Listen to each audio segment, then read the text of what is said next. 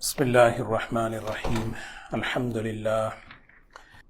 لله نحمده ونستعينه ونستغفره ونؤمن به ونتوكل عليه ونعوذ بالله من شرور أنفسنا ومن سيئات أعمالنا من يهده الله فلا مضل له ومن يضلله فلا هادي له ونشهد أن لا إله إلا الله وحده لا شريك له ونشهد أن سيدنا وحبيبنا ونبينا مولانا محمدا عبده ورسوله صلى الله تبارك وتعالى عليه وسلم.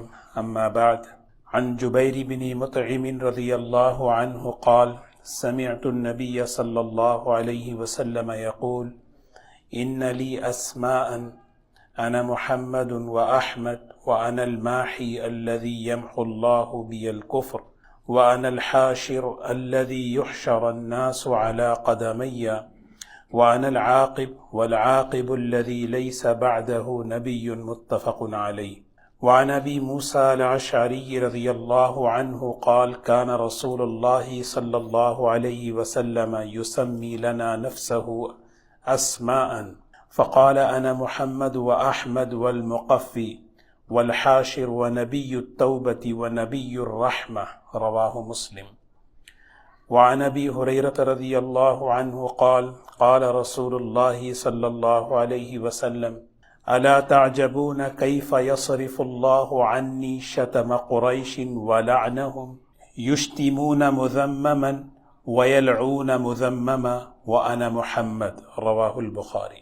قابل احترام بزرگ و دوستو، حدیث پاک میں یہاں پر حضور اکرم صلی اللہ علیہ وسلم کے مبارک ناموں کا اور ان ناموں کی خصوصیات اور کمالات کا ذکر ہے۔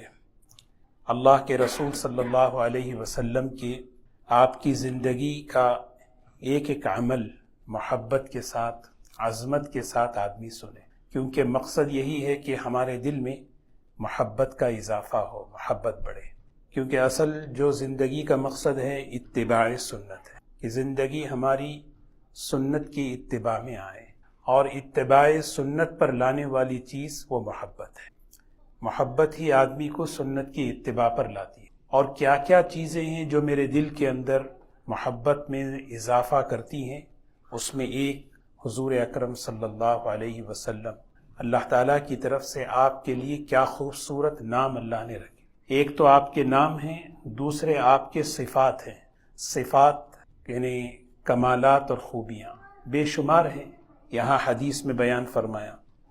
جبیر بن مطعم رضی اللہ تعالی عنہ فرماتے ہیں، میں نے رسول اللہ صلی اللہ علیہ وسلم کو یہ فرماتے ہوئے سنا: ان لی اسماء، اللہ تعالیٰ کی طرف سے کچھ میرے لیے اللہ نے نام طے فرمائے، یہ اللہ کی طرف سے ہے۔ انا محمد و احمد صلی اللہ علیہ وسلم۔ علامہ یوسف بن نوری رحمۃ اللہ علیہ بہترین کتاب حدیث کی شرح پر لکھے ہیں، اس میں ایک جملہ، ایک بات حضرت نے لکھی ہے کہ پہلے زمانے میں نبی کریم صلی اللہ علیہ وسلم کی محبت، عظمت اور ادب عام ماحول میں اتنا تھا کہ لکھتے ہوئے بھی صلی اللہ علیہ وسلم لکھتے تھے۔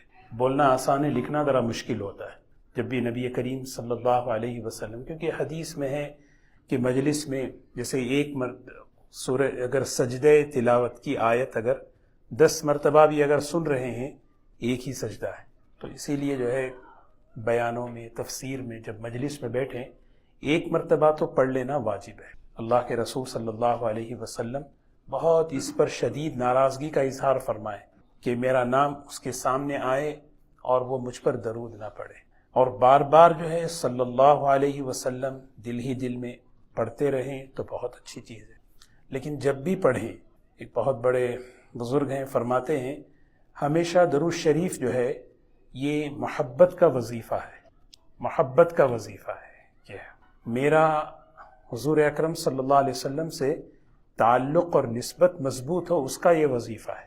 تو میں عرض یہ کر رہا تھا، حضرت نے لکھا ہے کہ سب سے پہلے جس آدمی نے یہ صاد لام شروع کیا، شارٹ کٹ دیکھیں نا، انگلش میں بھی لکھتے ہیں SWA صلی اللہ علیہ وسلم سے، جس شخص نے سب سے پہلے یہ جملہ لکھا، اس وقت کے بادشاہ نے اس کا ہاتھ کاٹ دیا، لیکن وہاں سے یہ چیز چل پڑی ہے کہ حضور صلی اللہ علیہ وسلم کے ناموں میں اردو میں بھی ہم دیکھتے ہیں سات، یعنی یہ چیز جو ہے نا پہلے اس کو برداشت بھی نہیں کیا جاتا تھا کہ اللہ کے رسول صلی اللہ علیہ وسلم کا نام آئے اور ہم صلی اللہ علیہ وسلم نہ سنیں۔ محدثین کی فضیلت بھی اسی بنا پر ایک وجہ یہ بھی بیان کی ہے کہ ان کی مجلسوں میں سب سے زیادہ صلوات درود پڑھی جاتی ہے، اور قیامت کے دن سب سے زیادہ مجھ سے قریب وہ ہوگا اقربکم منی مجلسا یوم القیامہ، سب سے زیادہ قیامت کے دن میرے نزدیک وہ شخص ہوگا جو کثرت سے مجھ پر درود پڑھے، کثرت سے۔ تو ہمارا انشاءاللہ تو حضور اکرم صلی اللہ علیہ وسلم کا ایک تو دو نام گزشتہ میں نے عرض کیا تھا، ایک محمد اور ایک احمد۔ محمد اس ذات کو کہتے ہیں کہ ساری مخلوق جس کی تعریف کرے، ساری مخلوق جس کی تعریف، اور احمد سب سے زیادہ جو اللہ کی تعریف بیان کرے وہ جو ہے، اور حماد اس امت کا لقب ہے، یعنی اس امت پر جو ہے شکر کا، حمد کا غلبہ ہونا چاہیے۔ تو حضور اکرم صلی اللہ علیہ وسلم کے جو مبارک نام ہیں قرآن پاک میں بھی ہیں، جیسے یا ایہا النبی ہم سنتے ہیں، یا ایہا النبی، یا ایہا الرسول، اللہ تعالیٰ حضور اکرم صلی اللہ علیہ وسلم کو خطاب کرتے ہیں۔ قرآن پاک میں اللہ تعالیٰ نے نبیوں کو جیسے خطاب فرمایا، حضور اکرم صلی اللہ علیہ وسلم کو براہ راست خطاب نہیں فرمایا، لقب سے۔ یہ محبت کی بات ہے کہ اللہ تعالیٰ خود اس بات کی ہمیں بتا رہے ہیں کہ دیکھو نبی کریم صلی اللہ علیہ وسلم کی محبت میرے پاس کیسی ہے۔ تو نبی کسے کہتے ہیں؟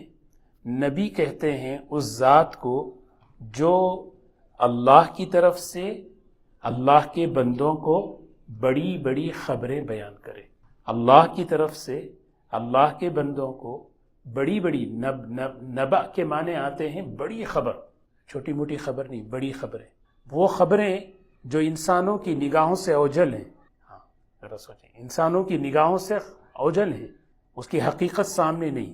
جیسے موت کے وقت کیا حالات پیش آنے والے ہیں ہمارے سامنے نہیں ہے، لیکن نبی پیش کر رہے ہیں، دیکھو موت کے وقت ایسے حالات آئیں گے، اچھے لوگوں پر یہ حالات آئیں گے، برے لوگوں پر یہ حالات آئیں گے۔ قبر میں کیا حالات آئیں گے، بہت بڑی بات ہے وہ، اور نبی بیان کر رہے ہیں۔ کہاں سے بیان کر رہے ہیں؟ ان کا سورس کیا ہے؟ وحی ہے، اللہ کی طرف سے۔ اسی لیے نبوت کا مقام بہت اونچا مقام ہے۔ قرآن پاک میں اللہ تعالیٰ فرماتے ہیں یختص برحمتہ من یشاء، اللہ تعالیٰ اپنی رحمت سے اس مقام کو خاص فرماتے ہیں، منتخب فرماتے ہیں۔ آدمی محنت سے عالم بن سکتا ہے، محنت سے جو ہے حافظ بن سکتا ہے، محنت سے ولی بھی بن سکتا ہے، محنت سے سب کچھ بن سکتے ہیں، لیکن نبی نہیں بن سکتے۔ نبی یہ اللہ کی طرف سے سلیکٹڈ، منتخب، یہ ہمارا عقیدہ ہونا چاہیے۔ اور نبی سب سے پہلے نبی حضرت آدم علیہ السلام، اور سب سے آخری نبی سیدنا محمد الرسول اللہ صلی اللہ علیہ وسلم۔ اللہ تعالیٰ نے حضور اکرم صلی اللہ علیہ وسلم پر نبوت کو مکمل فرما دی۔ اسی لیے قرآن پاک میں آپ کا ایک نام خاتم النبیین، ما کان محمد ابا احد من رجالکم ولکن رسول اللہ وخاتم النبیین۔ اللہ تعالیٰ نے آپ پر نبوت کے اس سلسلے کو مکمل کر دیا، ختم فرما دیا، مہر لگا دی۔ اور آپ جو اسی لیے ہمیں کہنا ہے اللہ کے رسول صلی اللہ علیہ وسلم اللہ کے آخری رسول ہیں، آخری نبی ہیں، آخری پیغمبر ہیں، یہ عقیدہ ہے۔ آپ کے بعد کوئی نبی نہیں آئے گا، اور اگر کوئی نبوت کا اعلان کرے، دعویٰ کرے، وہ جھوٹا ہے، اس سے دلیل نہیں پوچھنی چاہیے۔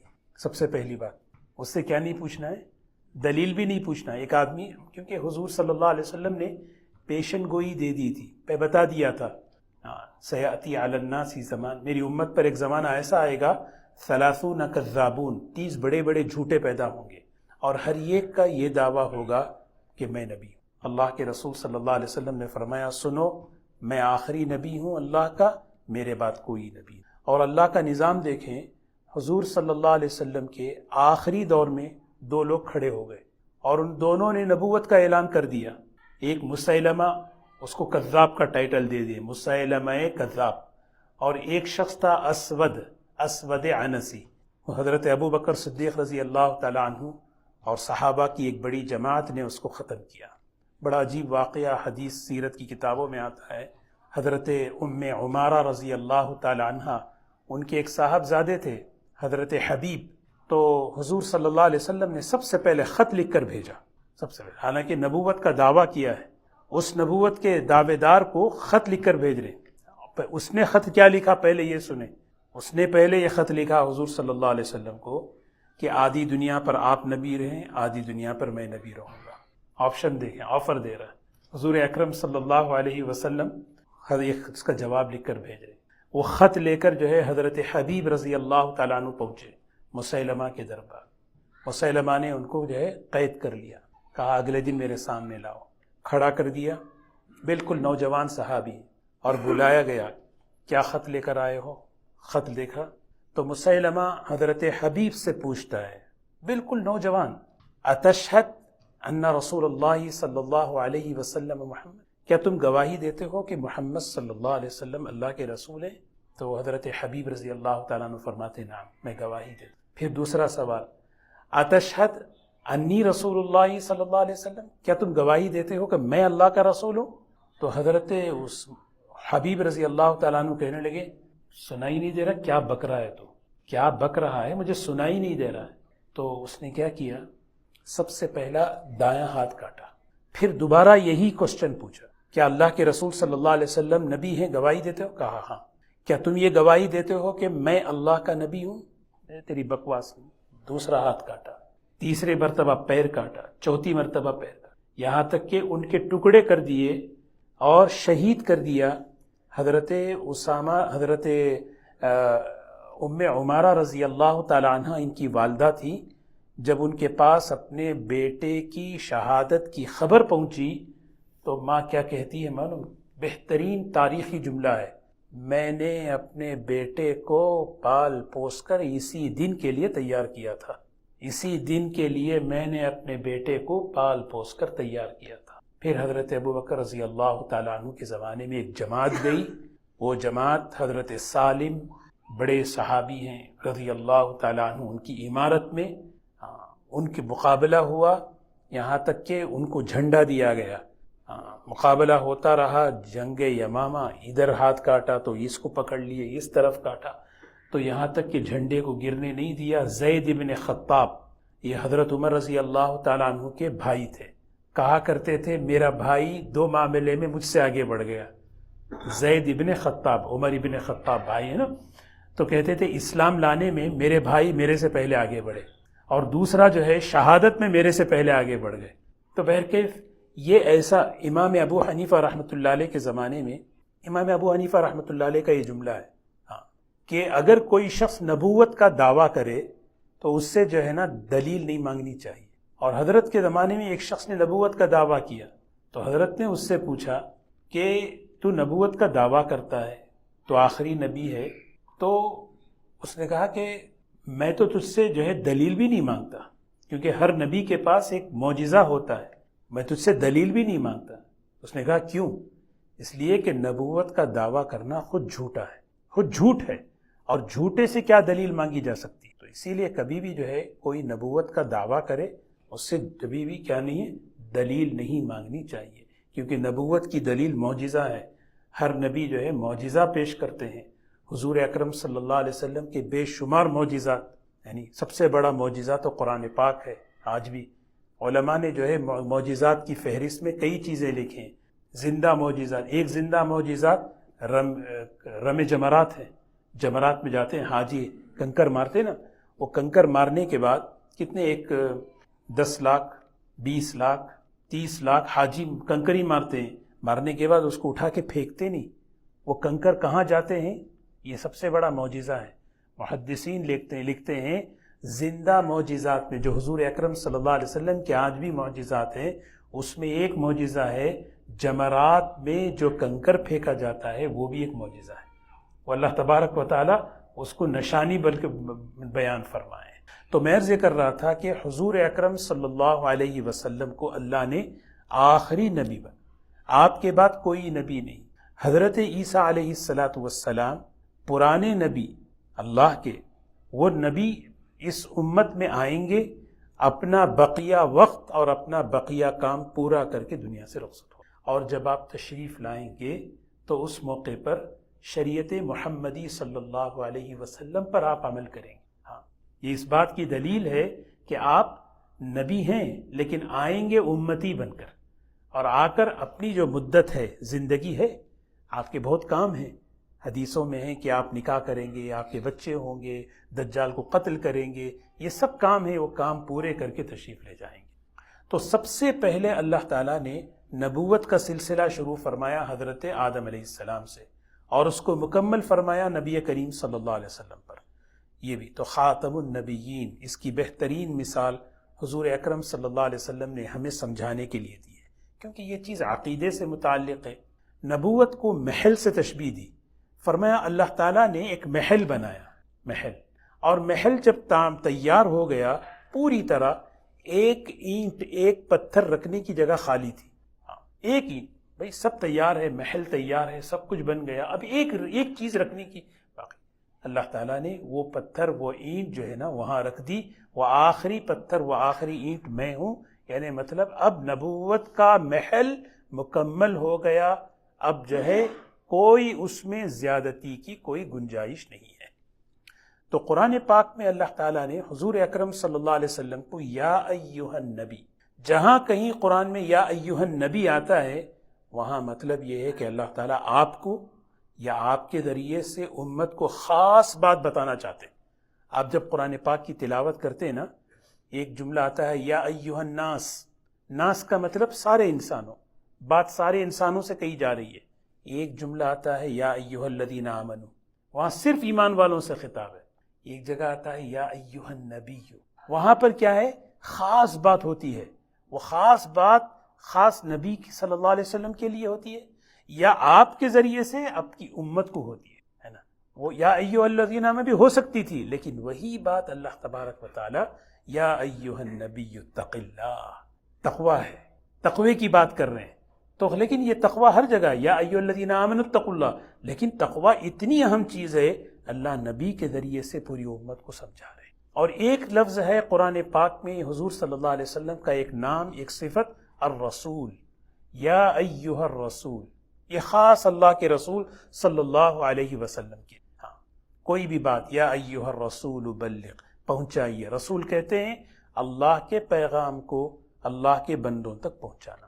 نبی کے معنی خبر دینا، بڑی بڑی خبریں بتانا، اللہ کی طرف سے لے کر اللہ کے بندوں کو پہنچانا۔ جیسے میں نے مثالیں عرض کی، جنت، جہنم، موت، قبر، آخرت، جھوٹ کا کیا، اس کی کیا نحوست، نماز کی کیا برکتیں، یہ سب چیزیں ہمیں پتہ نہیں ہیں جب تک کہ آپ نہ بتائیں۔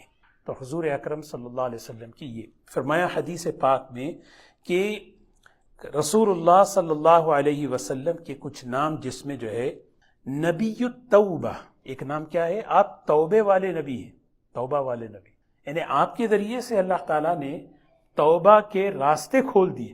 ہاں، توبہ کے راستے کھول دیے، توبہ ہی توبہ ہے آپ کے ذریعے۔ ہاں، کہ آپ سوچیں، درود شریف پڑھنے پر گناہ معاف ہو رہے ہیں، مسجد کی طرف چل کر آنے پر گناہ معاف ہو رہے ہیں، کسی مسلمان کو دیکھ کر مسکرانے پر تو گناہ معاف ہو رہے ہیں۔ کتنے گناہ معاف ہونے کے، توبہ کے اتنے راستے ہیں۔ آپ کا نام کیا ہے، نبی التوبہ، کہ آپ کے ذریعے سے اللہ نے توبہ کے کئی راستے بتا دیے، اللہ سے معافی مانگنے کے راستے کھول دیے۔ اسی لیے مایوسی نہیں ہے، نا امیدی ہے نہیں ہے، آپ نبی التوبہ ہیں۔ آپ نے فرمایا کلکم خطاؤون، تم سب کے سب گنہگار ہو، بہترین گنہگار کون ہے، التوابون، جو کثرت سے توبہ کرنے والا۔ نبی التوبہ لقب ہی پڑ گیا آپ کا، کہ کیسی کیسی پیاری پیاری مبارک حدیثیں توبہ کے عنوان پر آپ دیکھ لیں، کتاب التوبہ میں دیکھ لیں کہ حضور اکرم صلی اللہ علیہ وسلم فرماتے ہیں بندہ توبہ کرتا ہے اللہ کتنا خوش ہوتے ہیں، بندہ توبہ کرتا ہے اللہ کی رحمت متوجہ ہوتی ہے، اللہ کتنے اکرام سے اس کے گناہ معاف فرماتے ہیں۔ اور ایک نام آپ کا فرمایا وَنَبِيُّ الرَّحْمَةِ، آپ کون ہیں، رحمت والے نبی ہیں، رحمت والے نبی، یعنی یہ سوچنا ہے آپ کی رحمت کا جو حصہ ہے نہیں، کائنات کی ہر مخلوق کو ملا ہے۔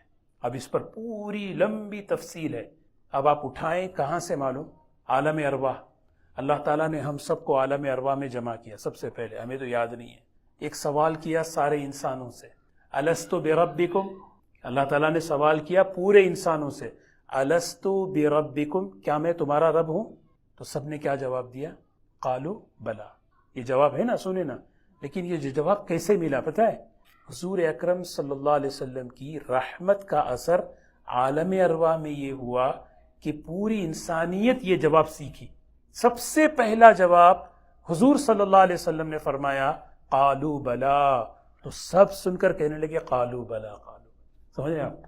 رحمت کا حصہ جو ہے, مثال میں بتا رہا ہوں, عالم ارواح میں رحمت کا حصہ, عالم برزخ میں بھی رحمت کا حصہ, عالم آخرت میں بھی رحمت کا حصہ, اور جتنے مخلوقات, حتیٰ کہ جبرائیل علیہ السلام کو ایک مرتبہ حضور صلی اللہ علیہ وسلم نے خود پوچھا کہ اللہ نے میری رحمت کا کیا حصہ تمہیں دیا, میری رحمت کا کیا حصہ تمہیں پہنچایا؟